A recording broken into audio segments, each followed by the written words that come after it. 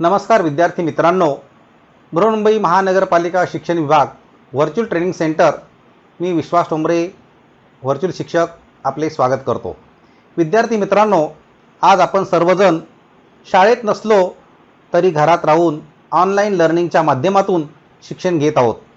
या माध्यमाचा आणि अध्यापन अध्ययनाच्या प्रक्रियेचा आपल्याला नक्कीच फायदा होईल अशी आशा आहे।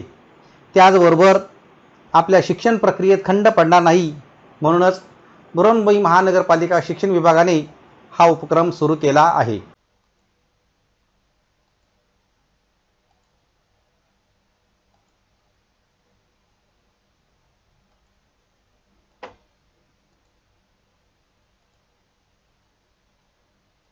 आज आपण इयत्ता 10वी भूगोल या विषयाची माहिती घेत आहोत।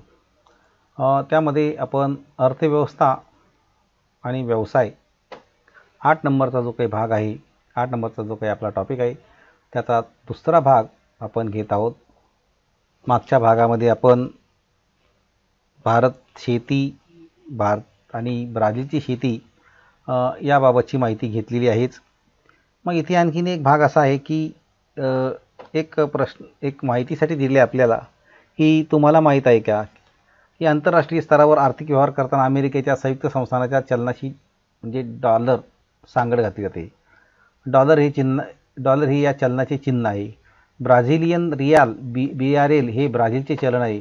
रुपये हे या चलनाचे चिन्ह आहे आर। तर भारतीय रुपये INR हे भारतीय चलन आहे, हे या चलनाचे चिन्ह आहे। एक अमेरिकन डॉलर बरोबर रुपये म्हणजे 3.1297 आणि एक अमेरिकन डॉलर बरोबर 64.153। आता इथे टीप दिली की हे जे दर आहेत हे चलनाचे दर आहेत आणि हे सतत बदलत असतात। ही एक माहिती दिली होती आपल्या माहितीसाठी, परंतु आपण हा भाग आपण जेव्हा त्याच्यामध्ये पुढे घेतोय यामध्ये आपण काय काय घेतलं होतं की जसं भारत मासेमारी नंतर ब्राझील या संदर्भात ही माहिती घेतोयच आपण। ब्राझीलची खाणकाम संदर्भात आपण माहिती घेतोय आता की ब्राझीलचा पूर्व भाग हा जो आहे यामध्ये प्रामुख्याने लोह खनिज, मॅंगनीज, निकेल, तांबे, बॉक्साईट यासारखी खनिज संपत्ती त्या ठिकाणी आहे। दुर्गम अशा प्रकारचं घनदाट अरण्य आहेत, सुप्त जमीन खनिज आहेत, काही साठे आहेत, अज्ञान इत्यादी प्रतिकूल घटकांमुळे अंतर्गत भागातलं जे काही खाणकाम व्यवसाय आहे त्याच्यावर सुद्धा मर्यादा आलेल्या आहेत आणि खनिजांची जी काही उपलब्धता आहे त्या उपलब्धतेवरच त्या देशाची जी काही मागणी असते, वाढती मागणी, नंतर ती उच्चभूमी त्या प्रदेशातील त्यानुसारच हा खाणकामाचा जो काही व्यवसाय आहे त्याचा विकास हा होत असतो। तर अशा पद्धतीने हा एक खाणकामाच्या भागातला भाग आहे। आता पुढे आपण याचा जेव्हा मुद्दा आपण घेतोय तो असा की जी काही मासेमारी आहे, ह्या मासेमारीच्या संदर्भामध्ये ब्राझीलच्या देशाची जी काही मासेमारी त्याचा जर आपण विचार केला तर इथे या ब्राझील देशाला जवळजवळ 7400 किलोमीटर लांबीचा सागरी किनारा लाभलेला आहे। थंड आणि उष्ण प्रवाहाचा संगम त्या ठिकाणी आहे, विस्तीर्ण भूखंड मंच आहेत आणि यामुळे दक्षिण अटलांटिक किनाऱ्यालगत मासेमारीचं उत्कृष्ट अशा प्रकारचं क्षेत्रसुद्धा त्या ठिकाणी लाभलेलं आहे। मासेमारी व्यवसाय परंपरेने चालत आलेला आहे त्या ठिकाणी। नंतर वैयक्तिक त्याचबरोबर लहान जे काही समूह आहेत, लहान समूहामार्फत पारंपरिक तंत्र आणि उपकरणांचा वापर करून हा व्यवसाय केला जातो। प्रामुख्याने स्वॉर्ड, कोळंबी, लॉबस्टर, सार्डिन यासारखी जे जलचर आहेत त्यांची त्या ठिकाणी पकड केली जाते। त्याचबरोबर ब्राझीलमध्ये प्राकृतिक रचना, घनदाट वने आणि नद्यांच्या पाण्याचा वेग यामुळे गोड्या पाण्यातील मासेमारी ही त्या ठिकाणी विकसित झालेली नाही। हा एक त्या ठिकाणचा एक भाग आहे की गोड्या पाण्यातली मासेमारी मात्र विकसित झालेली नाही। आता आपण ब्राझीलचा विचार करत असताना आपण भारताचा सुद्धा आपण विचार करत आहोत की जसं भारताची जर शेती आपण पाहिली तर भारतीय शेतीमध्ये ब्राझीलच्या तुलनेने स्थूल अंतर्देशीय उत्पादनात शेतीचे योगदान अधिक आहे. शिवाय शेती व्यवसायात गुंतलेले जे काही मनुष्यबळ आहे ते सुद्धा जास्त आहे.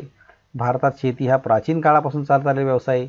भारतात सुमारे 60% भूभाग हा लागवडीखाली आहे आणि याचं मुख्य कारण म्हणजे विस्तीर्ण मैदान आहेत, सुपीक मृदा आहे, अनुकूल हवामानाचा दीर्घ कालावधी, हवामानातील वैविध्यता आहेत. भारतात शेती मुख्यत्वे निर्वाह प्रकारची शेती आहे. भारतात भात, गहू, ज्वारी, बाजरी आणि मका ही खाद्यान्नाची पिकं घेतली जातात.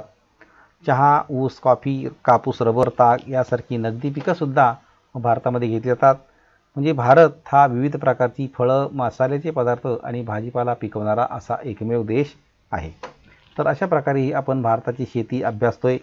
त्याचबरोबर भारत आणि ब्राझील यांच्यामध्ये आयात निर्यातीचा जो काही भाग आहे तो व्यापारी भाग जर आपण तुलनात्मक जर पाहिला तर तुलनात्मक जे काही घटक असतात जसं भारत आणि ब्राझील आयातीमध्ये खनिज तेल, यंत्रसामग्री, मोती, मौल्यवान खडे, चांदी, कागद, औषध. ब्राझीलच्या संदर्भामध्ये खनिज तेल, यंत्रसामग्री, रासायनिक उत्पादने, खते, गहू, वंगण. निर्यातीमध्ये चहा, कॉफी, मसाल्याचे पदार्थ, कमावलेले कातडी वस्तू, लोह खनिज, कापूस, रेशीम, कापड आणि आंबे.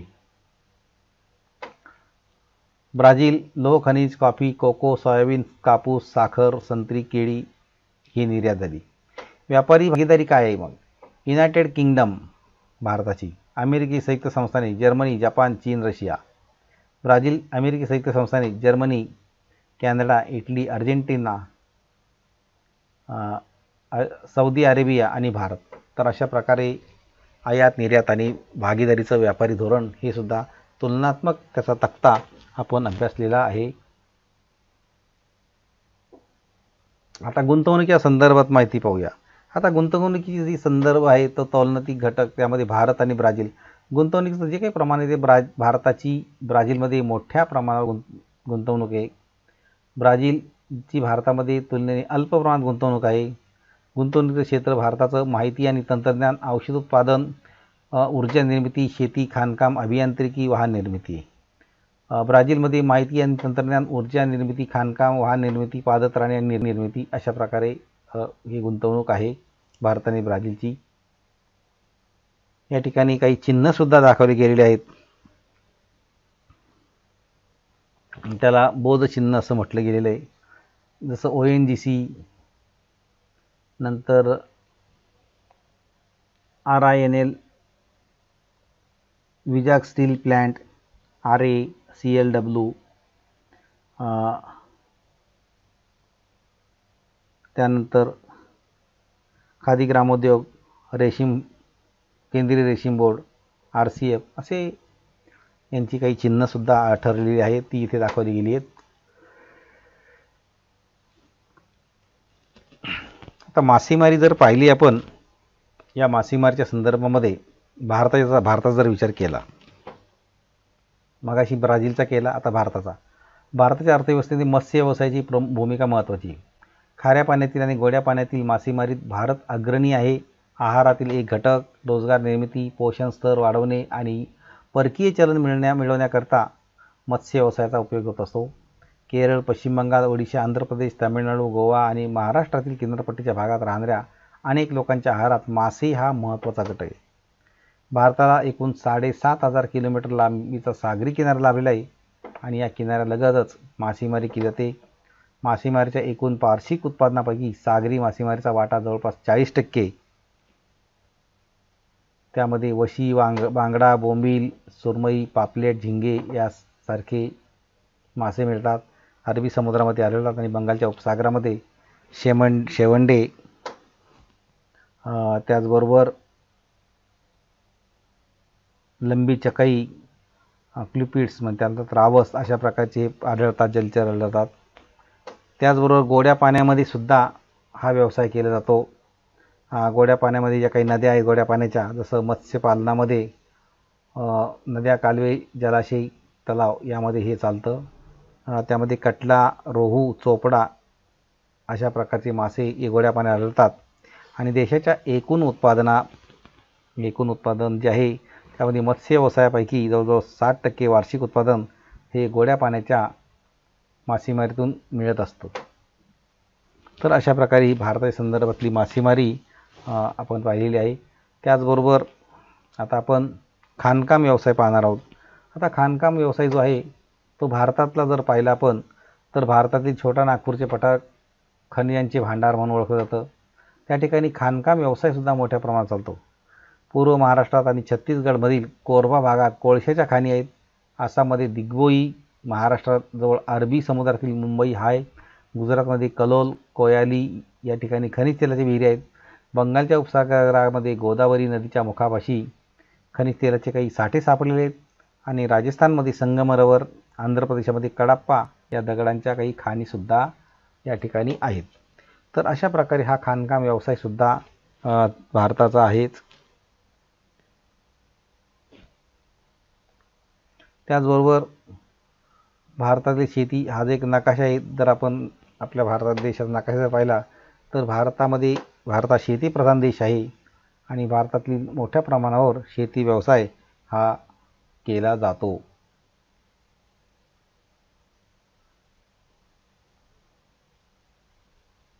मुख्य गुजरात, मध्य प्रदेश आणि महाराष्ट्र हे जास्त त्यामध्ये अग्रणी आहेत. साखरेच्या उत्पादनावर सुद्धा तशी काही राज्ये दिली तिथे पिवळ्या रंगाने ही राज्ये दाखवलेली आहेत आपली. कापसाच्या उत्पादनातली काही राज्ये दाखवली ती हिरव्या रंगाने दाखवलेली आहे, ती आपण पाहू शकता या नकाशामध्ये. तसं हा जो भाग दाखवला आहे हा इथे जर आपण नकाशा जर पाहिला तर हा भाग येतो, जसं गुजरात आहे, महाराष्ट्र आहे, हा भाग आलेला इथे.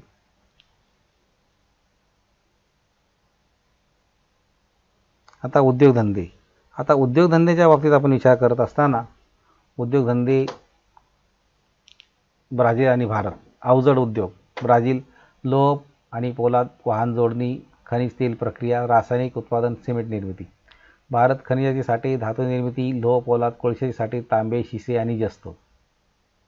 आता या ठिकाणी पारंपरागत काही उद्योग आहेत, जसं साखर, सुती कापड, रेशीम, लोकर उद्योग, त्याचबरोबर खाद्यान्न प्रक्रिया. शेतीवर आधारित उद्योगधंद्यामध्ये कापूस, ताग आणि साखर आहे. आणि तंत्रज्ञानावर जो आहे भाग आपला तो हा जर पाहिला इथे हा भाग तंत्रज्ञानाचा एक भाग आहे. जसं त्यामध्ये ईशान्य आणि पश्चिमेकडील जे काही प्रदेश आहेत त्यामध्ये कमी विकसित झालेला आहे. त्याचा प्रामुख्याने मोठ्या शहरातून या उद्योगाचं केंद्रीकरण झालेलं आहे. आता व्यापाराच्या बाबतीमध्ये जर पाहिलं आपण तर हा जो एक तक्ता दिलेला आहे या तक्त्यामध्ये याचं जर आपण वाचन केलं आणि त्याची उत्तरं जर लिहिण्याचा प्रयत्न केला, जसा व्यापार संतुलन म्हणजे काय, व्यापार संतुलनाचे प्रकार सांगा, प्रत्येकात कोणत्या देशाची आयात ही निर्यातीपेक्षा जास्त आहे, ब्राझीलचे व्यापार संतुलन कोणत्या प्रकारात येते आणि भारताचं व्यापार संतुलन हे कोणत्या प्रकारात येतं. तर अशा प्रकारे इथे हा एक भाग आहे. आता आपल्याला निर्यात आणि आयात व्यापार संतुलन जे आहे ते आपण जर पाहिलं तर इथे आकडेवारी दिलेली आहेत. 2009-10, 2010-11, 2011-12, 2012-13ची अशी आकडेवारी भारत आणि ब्राझीलची निर्यात आणि आयात या ठिकाणी आपल्याला दाखवण्यात आलेली आहे. म्हणजे एकंदरीत व्यापार संतुलनाचा जो काही भाग आहे तो आपण जर पाहिला 9-10च्या बाबतीमध्ये तर तो कसा आहे हे सुद्धा आपल्याला या व्यापार संतुलनावरूनच आपल्याला दिसून येईल. म्हणजेच व्यापार संतुलनाचा जो काही भाग आहे या भागाचा विचार आपण ह्या आकृतीवरून आपण पाहतोय की हे जे व्यापार संतुलन जे आहे इथे थोडंसं आपण हे जे आहे हा तक्ता जो आहे या तक्त्याचं कोणकोणत्या ठिकाणी व्यापार संतुलन झालेलं आहे हे आपण स्वतः त्याचा एक विचार करा, आकडेवारी पहा आणि त्यावरून आपल्याला व्यापार संतुलन हे लक्षात येईल.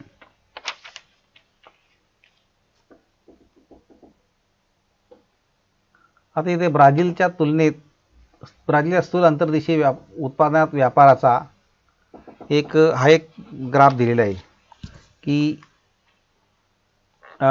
हिस्सा 25% आणि त्याचं आकृती 8.5 ही आकृती दिलेली आहे. त्याचं आपल्याला निरीक्षण जर केलं आपण तर त्यामध्ये ब्राझील आणि भारताची तुलना त्या ठिकाणी आपल्याला करता येईल.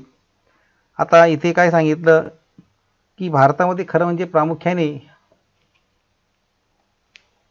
चहा, कॉफी आणि मसाल्याचे पदार्थ, कमावलेले कातडे, लोह खनिज, कापूस, रेशीम, आंबे,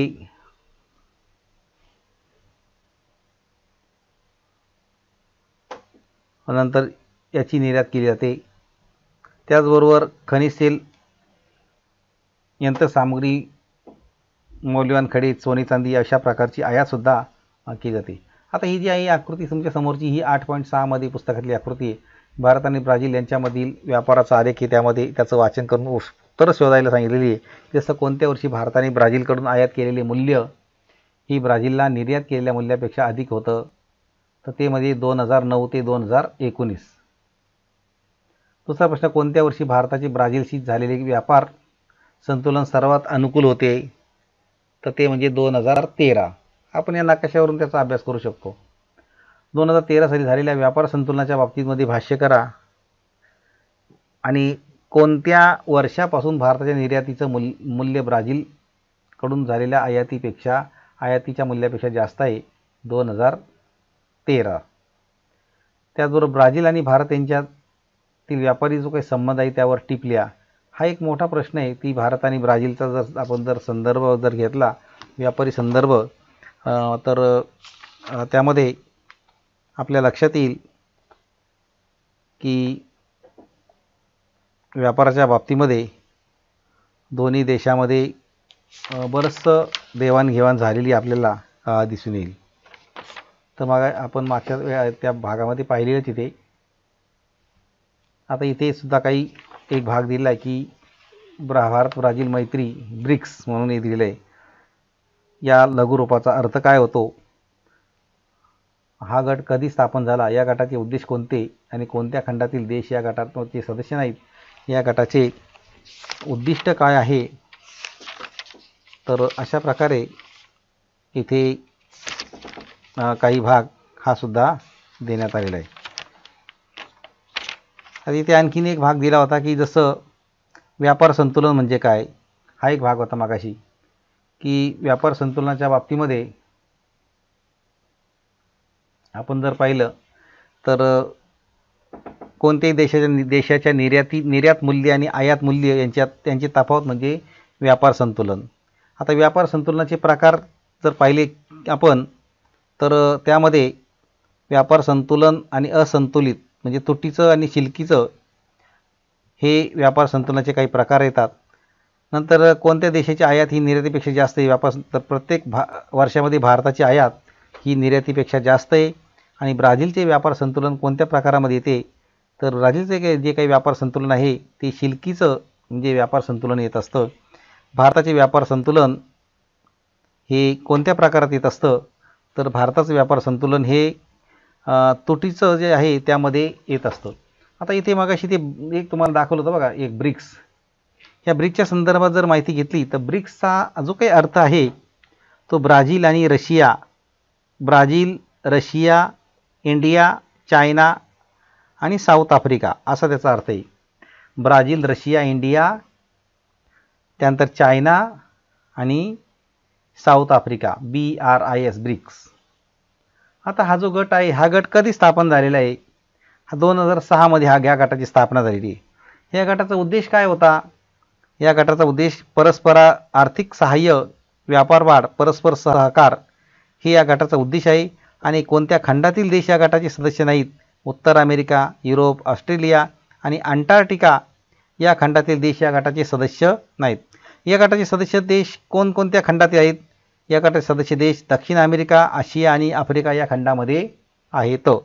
तर अशा प्रकारे या ब्रिक्सच्या बाबतीमध्ये आपल्याला दैवतेचे रंग आहेत त्याची सुद्धा आपण माहिती आपल्याला देण्यात आलेली आहे. आता इथे मात्र की जसं कोणत्या वर्षी पाठ्यपुस्तकामध्ये आपल्या काही प्रश्नसुद्धा त्यामध्ये दिलेले होते की कोणत्या वर्षी भारताने ब्राझीलकडून आयात केलेले मूल्य ब्राझीलला केलेल्या निर्यात मूल्यापेक्षा अधिक होतं. तर 2009 ते 2012 हा त्याचा कालखंड आहे आणि भारत आणि ब्राझीलबरोबर जो काही व्यापार झालेला आहे त्या संदर्भात ही माहिती होती. आता याचं जर स्पष्टीकरण जर आपण केलं तर भारतातील कंपन्यांनी ब्राझीलमध्ये मोठ्या प्रमाणावर गुंतवणूक केलेली आहे. त्या ठिकाणी औद्योगिक केंद्र उभारलेली आहे. भारतीय कंपन्यांनी ब्राझीलमधील माहिती तंत्रज्ञान, औषधोत्पादन, ऊर्जा, शेती, खाणकाम, अभियांत्रिकी आणि वाहन क्षेत्रामध्ये गुंतवणूक केली. ब्राझीलची भारतात केली जाणारी व्यापारी गुंतवणूक त्यामानाने अल्प प्रमाणात आहे. ब्राझीलमधील कंपन्यांनी भारतात वाहन, माहिती आणि तंत्रज्ञान, खाणकाम, ऊर्जा, पादत्राणे, जैव इंधन यासारख्या क्षेत्रामध्ये गुंतवणूक केलेली आपल्याला दिसून येते.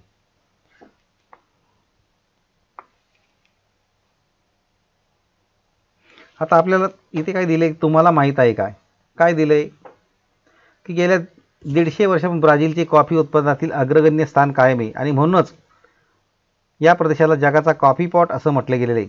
कॉफी ही इथिओपियातील मूळ वनस्पती आहे. फ्रेंच वसाहतवाद्यांनी 18व्या शतकाच्या आरंभी ब्राझीलमध्ये पारा राज्यात कॉफीची लागवड केली. कॉफीच्या मळ्यांना फजेंडॉस असं म्हटलं गेलेलं आहे. तर एक आपल्या माहितीसाठी होतं. आणखीन आपल्या माहितीसाठी काय आहे, कोणत्याही देशाच्या अर्थव्यवस्थेत कर हा एक महत्त्वाचा भाग आहे. देशात सर्वत्र विविध वस्तू आणि सेवा यावर एकच कर असावा या उद्देशाने भारताने विक्री आणि मूल्यवर्धित कराऐवजी वस्तू आणि सेवा कर प्रणाली म्हणजे GST 2017 पासून अवलंबलेली आहे. ब्राझीलने ही कर प्रणाली 1984 पासूनच स्वीकारलेली आहे. भारताप्रमाणे ब्राझीलमध्ये ही वस्तू आणि सेवा कर प्रणाली GST बहुस्तरीय आहे. तर अशा प्रकारे आपल्याला या ठिकाणी भारत आणि ब्राझीलच्या संदर्भामध्ये जो भाग आपला होता की आपला जो पाठ आहे त्या पाठामध्ये जसं सांगितलं की अर्थव्यवस्था आणि व्यवसाय या भागाचा आपण विचार करतोय. तर इथे भारताप्रमाणे ब्राझीलची अर्थव्यवस्था शेतीवर आधारित आहे असं म्हणता येईल का, असा एक प्रश्न येतोय की भारताप्रमाणे ब्राझीलची अर्थव्यवस्था शेतीवर आधारित आहे असं म्हणता येणार नाही. कारण भारतात प्राथमिक व्यवसायामध्ये गुंतलेल्या लोकांची टक्केवारी 48.8% याच्या उलट ब्राझीलमध्ये ही टक्केवारी केवळ 10% आणि भारतात प्राथमिक व्यवसायाचा स्थूल आंतरदेशीय उत्पादनात हिस्सा 17%, याच्या उलट ब्राझीलमध्ये हा हिस्सा केवळ 5.5%. तर त्याच्यामुळे भारत आणि ब्राझीलची अर्थव्यवस्था शेतीवर आधारित आहे असं म्हणता येणार नाही.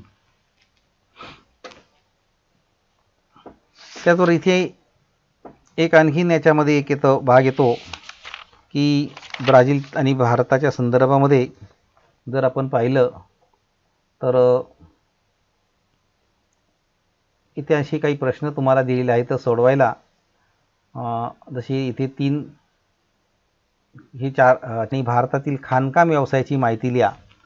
त्याचबरोबर ब्राझीलमधील दरडोई जमीन धारणा भारताच्या तुलनेत जास्त आहे.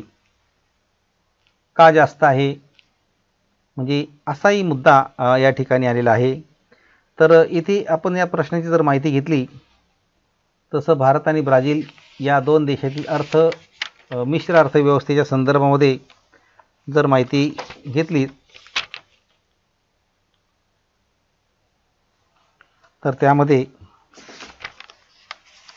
आपण मगाशी बरेचसे त्यावर चर्चासुद्धा केलेली आहे आणि ही जी चर्चा आहे त्यातूनच या प्रश्नांची आपण उत्तरं सोडवू शकतो. आणखीन याच्यामध्ये काय सांगितलं की भारतातील मासेमारीच्या संदर्भातला प्रश्न आहे आपला की भारतातली मासेमारीचं स्वरूप जेव्हा स्पष्ट केलं तर त्याच्याऐवजी आपण भारत आणि ब्राझील या देशात चालणारी जी काही मासेमारी यात साम्य म्हणजे फरक आहे तर पाहिला तसं भारत आणि ब्राझील या दोन देशात चालणारी मासेमारी भारत आणि म्हणजे किनारपट्टी विकसित आहेत. भारत आणि ब्राझील या दोन देशात खाऱ्या पाणीसुद्धा आहे. परंतु भारत आणि ब्राझील या देशात चालणारी मासेमारीतला फरक काय आहे की भारतात ठिकठिकाणी नद्या आहेत, तळे आहेत, सरोवर आहेत, गोड्या पाण्याची, त्याच्यामुळे गोड्या पाण्याची मासेमारी या ठिकाणी केली जाते. परंतु ब्राझीलमध्ये प्राकृतिक रचना, घनदाट जंगलं, नद्यांचा पाण्याचा वेग यामुळे गोड्या पाण्यातली मासेमारीचा त्या ठिकाणी विकास झालेला नाही आहे. ब्राझीलजवळ उष्ण आणि सागरी प्रवाह एकत्र येतात. प्रवाहाच्या संगमामध्ये मोठ्या प्रमाणावर प्लवक वाढलेलं आहे आणि प्लवक हे माशाचं खाद्य असल्यामुळे या ठिकाणी मोठ्या प्रमाणात मासे आढळतात. परिणामी काय होतं, ब्राझीलमध्ये मासेमारी व्यवसाय हा विकसित झाला आहे. याच्या उलट भारताजवळ अशा प्रकारे सागरी प्रवाह एकत्र नाही आहेत. त्यामुळे अनुकूल घटकामुळे भारतात मासेमारी व्यवसाय याचा मात्र विकास फारसा झालेला नाही, हे आपल्या लक्षात येईल. आता भारतातल्या खाणकामाची जर माहिती आपण जर घेतली तर खाणकामाची माहिती घेत असताना धातू खनिजाचे साठे भारतामध्ये कोणत्या ठिकाणी आहेत, जसं झारखंड, ओडिशा, छत्तीसगड, मध्य प्रदेश, राजस्थान, कर्नाटक, तामिळनाडू या राज्यामध्ये हे खनिज साठे आहेत. आणि नंतर भारतामध्ये छोटा नागपूरचं पठार जे आहे हे खनिजाचं भांडार म्हणून ओळखलं जातं. त्याचा परिणामी भारतातील द्वीपकल्पाच्या ईशान्य भागामध्ये धातू निर्मितीच्या उद्योगाचं केंद्रीकरण सुद्धा झालेलं आहे. नंतर खाणकाम उद्योगाला चालना देणारा वीज पुरवठा हा एक महत्त्वाचा घटक आहे. यामध्ये दामोदर महानदी खोऱ्यामध्ये जलविद्युत प्रकल्प आहे, हिराकूड प्रकल्प आहे त्या ठिकाणी, आणि अनेक औष्णिक विद्युत प्रकल्पसुद्धा त्यामध्ये आहे. त्यातून अखंड अशा प्रकारची वीज मिळत असते आणि स्वस्त वीज पुरवठ्यामुळे भारतातील धातू उद्योगांना मोठ्या प्रमाणात चालना मिळालेली आहे. नंतर उद्योगधंद्याचं केंद्रीकरणसुद्धा झालेलं आहे आणि भारतात पूर्व महाराष्ट्रात आणि छत्तीसगडमधील कोरबा भागामध्ये कोळशाच्या खाणीसुद्धा आहे. नंतर आसाममध्ये दिग्बोई, महाराष्ट्र अरबी समुद्र या ठिकाणी, मुंबई हा एक, गुजरातमध्ये कलोल, कोयली या ठिकाणी खनिज तेलाच्या विहिरीसुद्धा आहेत. याशिवाय भारताच्या पूर्वेला बंगालच्या उपसागरामध्ये गोदावरी नदीच्या मुखाजवळ खनिजाचे काही तेलाचे साठेसुद्धा मिळालेले आहेत. आणि आणखी याच्यामध्ये काय सांगता येईल आपल्याला, तर भारतातील राजस्थान राज्यामध्ये संगमरवर दगडाच्या काही खाणी आहेत, आंध्रमध्ये कडप्पाच्या काही खाणी आहेत आणि राजस्थानमध्ये तांबे, शिसे आणि जस्त धातू या उद्योग आहेत. कर्नाटकमध्ये लोह, पोलाद, मॅग्नीज, ॲल्युमिनियम अशा प्रकारचे धातू उद्योग आहेत. तामिळनाडू राज्यामध्ये ॲल्युमिनियम धातू उद्योगाला चालना मिळाली आणि त्यामुळे रोजगार निर्मिती भारतामध्ये खाणकाम व्यवसायामध्ये मोठ्या प्रमाणात रोजगार संधी उपलब्ध झालेल्या आहेत. या घटकाची बरीचशी माहिती देण्याचा प्रयत्न करण्यात आलेला आहे. आपणही या घटकाचे व पाठाचे वाचन करायचे आहे आणि पाठ्यपुस्तकात दिलेले जे प्रश्न आहेत त्या प्रश्नांची उत्तरं सोडवायची आहेत. त्याचबरोबर आपल्याला मी काही प्रश्नसुद्धा दिलेले आहेत, ते प्रश्नसुद्धा आपण सोडवायचे आहेत. आणि याबरोबरच या पाठाच्या आपल्या प्रतिक्रिया आपण बृहन्मुंबई महानगरपालिकेच्या यूट्यूब चॅनलवर जरूर कळवायच्या आहेत. धन्यवाद.